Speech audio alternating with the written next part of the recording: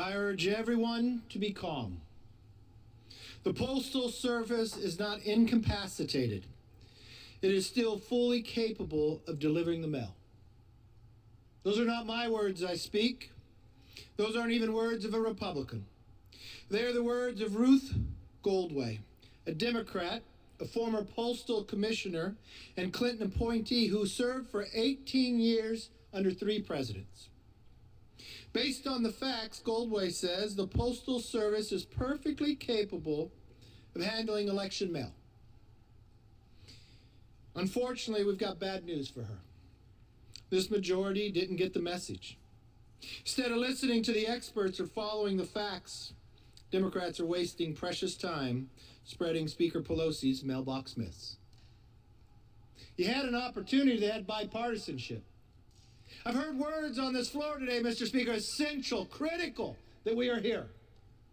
I applaud the few Democrats on the other side who are willing to show. I know if you cannot make it today, you have to sign paperwork that your health will not allow you to be here.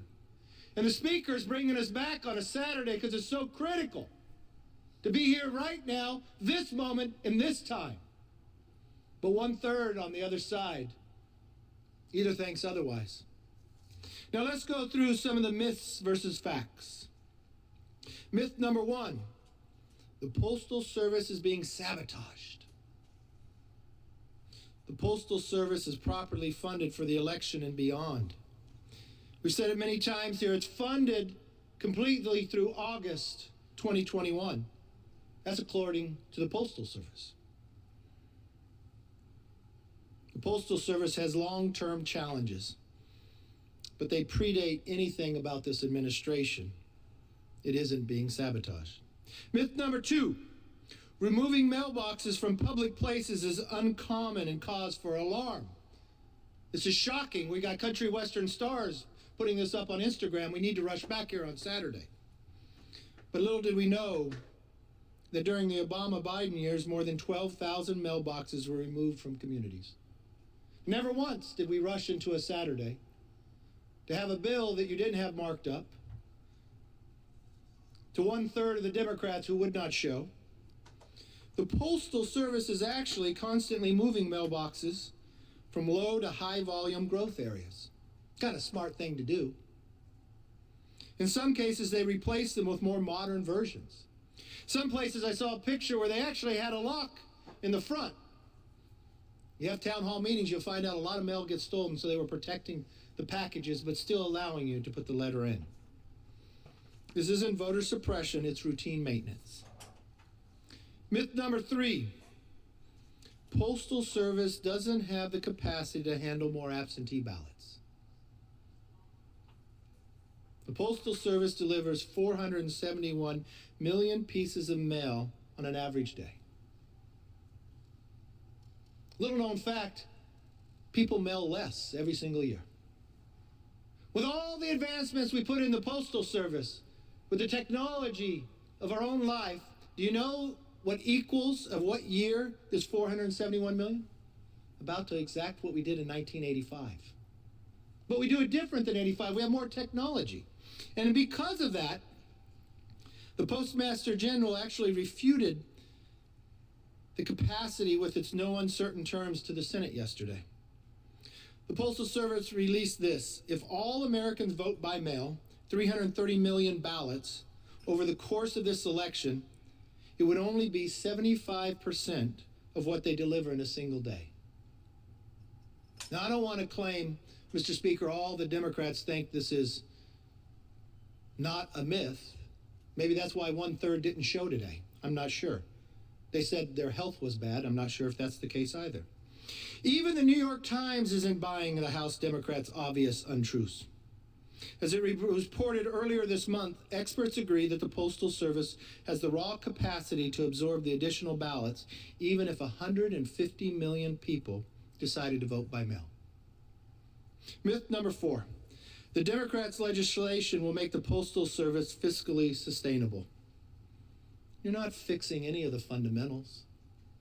You're not even taking the bill that you spent years on with a Republican and a Democrat, with Elijah Cummings and Mark Meadows. Two who will say they come from different walks of life, from a philosophy, but found common ground when it came to the post office. To really fix the core of what the problems is. But that's not why we're here today. So as the Democrats perpetuate this sad political stunt, unfortunately, their serious business goes unmet. But it shows real priority. This week, we learned that 71% of small businesses have their entire paycheck protection loan. They spent it all. And 46% anticipate they will need more financial support over the next 12 months. But that wasn't critical enough to be here, because these are real people with real families. They don't expect miracles from us, but they do expect us to at least care. Unfortunately, not one piece of legislation this so-called emergency session is about the families or their future. Nor are we working to protect the vaccine research and support Operation Warp Speed. No. House Democrats are doing what they've done for the last 2 years. They're putting politics before people. Last month, Speaker Pelosi said to us, we can't go home until a coronavirus relief package is complete. I guess we know that's not true. And I wonder if she wants to keep her word this time as well. But I guess we'll go home this Saturday.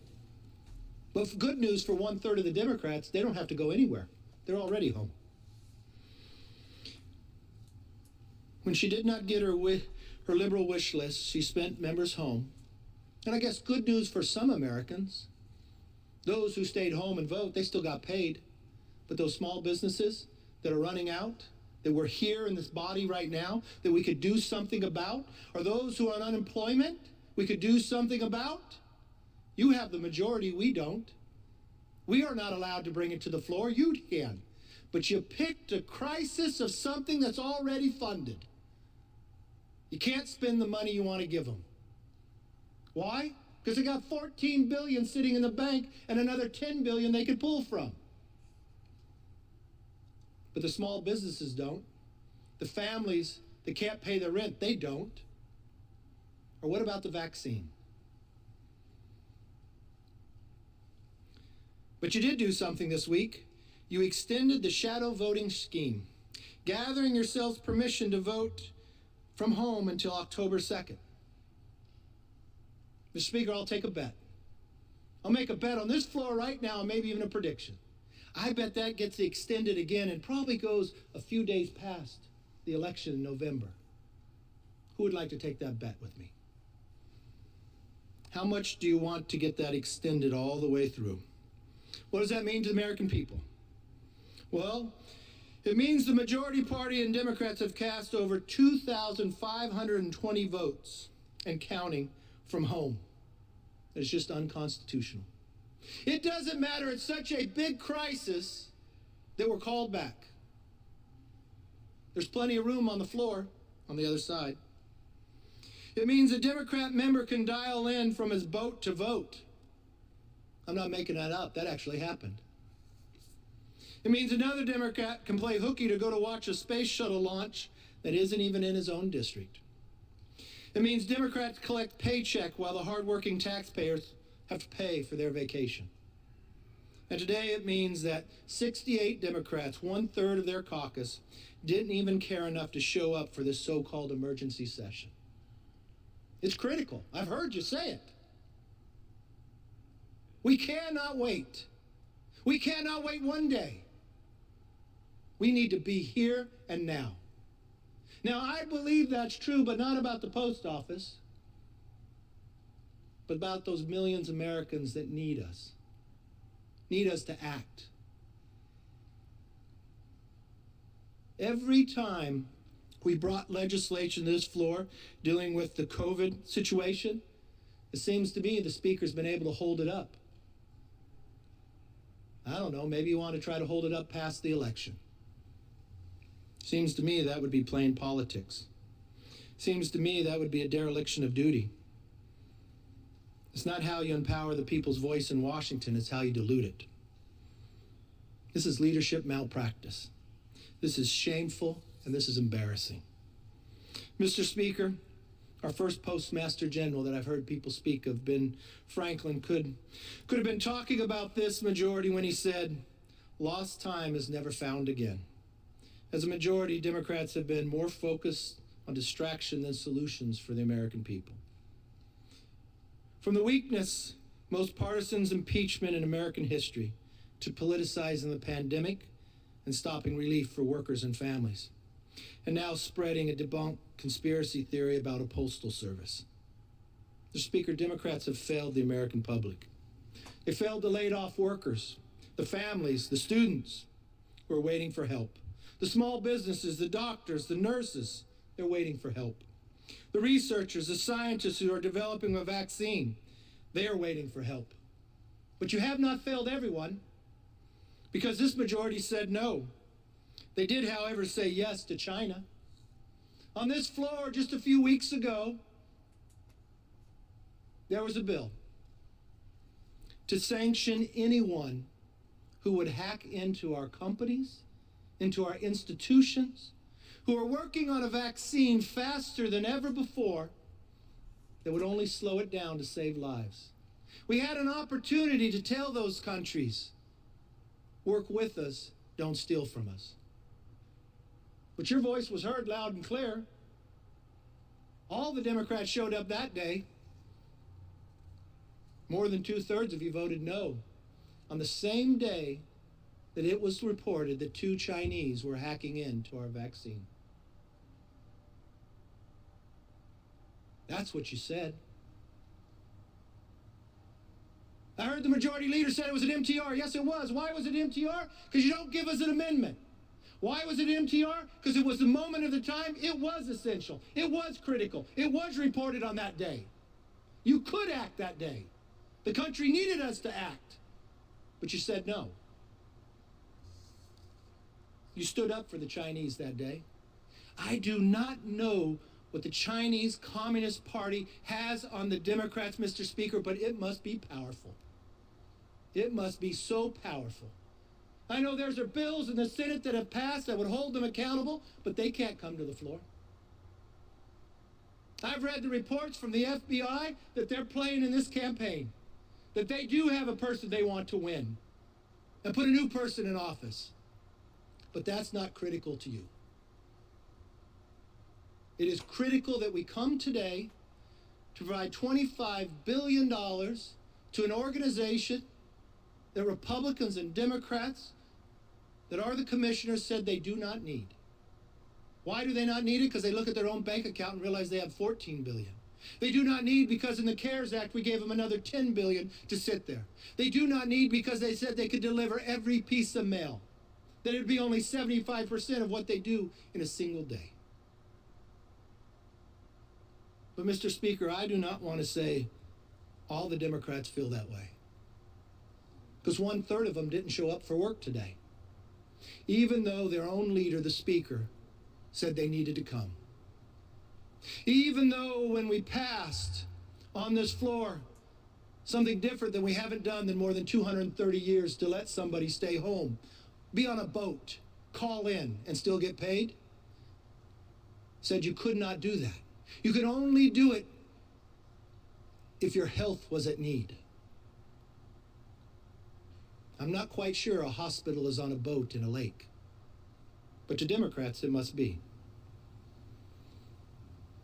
They won't vote on a bill that I propose to sanction Chinese affiliate hackers who attack our vaccine research. I'm not sure that's partisan. I thought that was pure American. They won't help working Americans. They won't help protect our vaccines. But yes, they stood that day proudly in supporting of the Chinese Communist Party. I'm sorry, Mr. Speaker. America is too great for a vision so small with our challenges before us. We showed up. But you know why we showed up? We showed up for the small businesses. We showed up for those who are unemployed. We showed up for those school districts that want to find a way to open safely. We showed up for the doctors, the nurses. I know. When I look up on the board, there'll be a lot of Democrat votes. I don't know where those 1/3 are. Maybe they're on the boat. Maybe they're watching a spaceship. I'm not sure. Maybe some are watching Oprah. But one thing I do know, it's essential that we're here.